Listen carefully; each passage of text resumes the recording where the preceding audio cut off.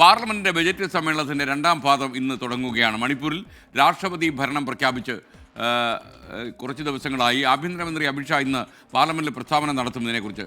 വഖഫ് ബില്ലും ഈ സമ്മേളനത്തിൽ അവതരിപ്പിക്കാനാണ് സർക്കാരിന്റെ തീരുമാനമെന്നറിയുന്നു.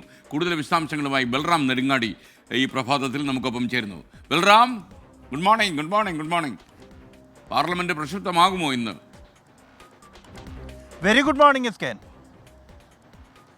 Very good morning S K N. തീർച്ചയായും പാർലമെന്റിന്റെ ബജറ്റ് സമ്മേളനത്തിന്റെ രണ്ടാം പാദം ഇന്ന് ആരംഭിക്കുകയാണ്. ഭരണപ്രതിപക്ഷങ്ങൾ ശക്തമായ ആയുധങ്ങളുമായി തന്നെയാണ് ഇത്തവണയും പാർലമെന്റിലേക്ക് എത്തുന്നത്. ഇന്നത്തെ അജണ്ടയെ സംബന്ധിച്ചിടത്തോളം ഏറ്റവും പ്രധാനപ്പെട്ടത് മണിപ്പൂരിൽ രാഷ്ട്രപതി ഭരണം പ്രഖ്യാപിച്ചിരുന്നു. അതെന്നാൽ കഴിഞ്ഞ പാർലമെന്റ് സമ്മേളനം അവസാനിച്ച അന്ന് വൈകിട്ടാണ് പ്രഖ്യാപിച്ചത്. പാർലമെന്റിനെ ഔപചാരികമായി ഇത്തരത്തിൽ രാഷ്ട്രപതി ഭരണം പ്രഖ്യാപിച്ചത് അറിയിച്ചിട്ടില്ല. അതുകൊണ്ട് തന്നെ ഒരു ഔപചാരിക നടപടിക്രമത്തിന്റെ ഭാഗമായി ആഭ്യന്തരമന്ത്രി അമിത്ഷാ ഇന്ന് പാർലമെന്റിൽ ഈ രാഷ്ട്രപതി ഭരണം പ്രഖ്യാപിക്കാനുണ്ടായ സാഹചര്യം ഉൾപ്പെടെയുള്ള കാര്യങ്ങൾ പാർലമെന്റിൽ പ്രസ്താവന നടത്തും. ഒപ്പം തന്നെ മണിപ്പൂരിന്റെ ബജറ്റ് രാഷ്ട്രപതി ഭരണം പ്രഖ്യാപിച്ചതിനെ തുടർന്ന് സംസ്ഥാന ബജറ്റ് നിലവിൽ അവതരിപ്പിച്ചിട്ടില്ല. അതുകൊണ്ട് തന്നെ മണിപ്പൂരിനുള്ള ബജറ്റ് കേന്ദ്ര ധനമന്ത്രി നിർമ്മല സീതാരാമനായിരിക്കും പാർലമെന്റിൽ അവതരിപ്പിക്കുക. ഒപ്പം തന്നെ വഖഫ് ബില്ലാണ് ഈ സമ്മേളനത്തെ സംബന്ധിച്ചിടത്തോളം ഏറ്റവും നിർണായകമായി എല്ലാവരും തന്നെ കാത്തിരിക്കുന്ന ഒന്ന്. സർക്കാർ അതിൽ ഒരു വിട്ടുവീഴ്ചയ്ക്കും തയ്യാറല്ല എന്ന നിലപാടിൽ ആണ്. അതേസമയം പ്രതിപക്ഷമാകട്ടെ ശക്തമായി തന്നെ എതിർക്കാൻ ഉറച്ചാണ്. നേരത്തെ സംയുക്ത പാർലമെന്ററി സമിതിയിൽ ഉൾപ്പെടെ വലിയ സംഘർഷങ്ങൾക്ക് ഈ ബില്ല് വഴിവെച്ചിരുന്നു.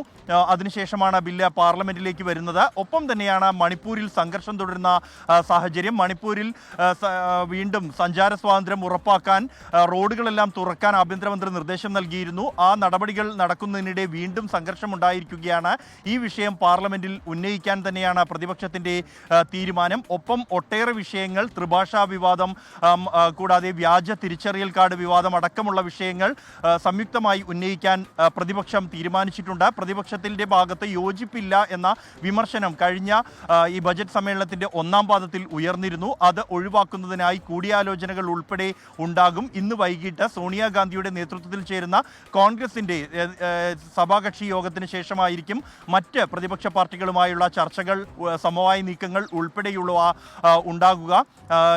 ഈ സമ്മേളനത്തിൽ എന്തായാലും ഒന്നിച്ച് തന്നെ മുന്നോട്ട് പോകാനുള്ള ഒരു തീരുമാനം സർക്കാരിനെതിരെ ഈ പ്രതിപക്ഷത്തെ ഒറ്റക്കെട്ടായി നിലയുറപ്പിക്കാൻ തന്നെയാണ് കോൺഗ്രസിന്റെ തീരുമാനം. അത് വരുന്ന നിയമസഭാ തിരഞ്ഞെടുപ്പുകൾ ഉൾപ്പെടെ പരിഗണിച്ചുകൊണ്ടാണ് അത്തരത്തിലൊരു തീരുമാനത്തിലേക്ക് എത്തുന്നത്. കേരളത്തെ സംബന്ധിച്ചിടത്തോളം പ്രധാനപ്പെട്ട രണ്ട് വിഷയങ്ങൾ, ആശാ വർക്കർമാരുടെ സമരം, ഈ വിഷയത്തിൽ കേന്ദ്രത്തിന്റെ ഭാഗത്ത് നിന്നാണ് ഇടപെടൽ വേണ്ടത് എന്ന അഭിപ്രായമുണ്ട്. ഈ വിഷയവും ഇന്ന് പാർലമെന്റിൽ ഉന്നയിക്കും. S K N.